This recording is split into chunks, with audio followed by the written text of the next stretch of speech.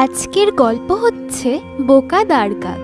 একদিন এক ক্ষুধার্ত কাক খাবার খুঁজে ফিরছিল। কোথাও কিছু না পেয়ে ক্লান্ত হয়ে সে একটা ডুমুর গাছে এসে বসলো। সে দেখলো গাছে প্রচুর ডুমুর ফল আছে। ফলগুলো দেখে খুব খুশি হয়ে দাঁড় কাক ভাবলো গাছটিতে কত ফল ধরেছে, খেতেও নিশ্চয়ই খুব সুস্বাদু হবে। ভালোই হলো, পেট ভরে ডুমুর ফল খাওয়া যাবে। তখন সে একটা ডুমুর ছিঁড়ে খেতে গিয়ে দেখলো তখনও ভালোভাবে পাকেনি, আর একটু নরম না হলে খাওয়া যাবে না। দাঁড় কাক ভাবলো কিছুক্ষণ অপেক্ষা করে রইলে হয়তো ফলগুলো পেকে যাবে। এই ভেবে ফল পাকবার আশায় সে ডুমুর গাছেই চোখ বুজে বসে রইল, আর কোথাও খাবারের খোঁজে গেল না। সেই সময় গাছের নিচ দিয়ে যাচ্ছিল এক শেয়াল। দাঁড় কাককে গাছের উপর চোখ বুজে বসে থাকতে দেখে শেয়ালের কেমন একটা সন্দেহ হলো। সে কাককে ডেকে বলল, বলি ও ভাই দাঁড় কাক, তুমি ওখানে অমন চুপচাপ বসে কি করছো?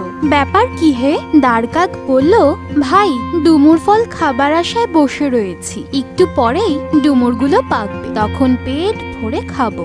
দাঁড় কাকের কথা শুনে শেয়াল হেসে বলল, তুমি দেখছি খুব চতুর। গাছে ডুমুর পাকবে, সেই পাকা ডুমুর খেয়ে তুমি খিদে মেটাবে, এই আশায় তুমি এখন থেকেই বসে রয়েছো। বলি ভায়া, তোমার এই আশা কি পূরণ হবে? এই গল্পের নীতিকথা এই যে ভবিষ্যতে সুখের আশা করে যারা বর্তমানে নিষ্কর্ম হয়ে থাকে শেষ পর্যন্ত তাদের নিরাশাই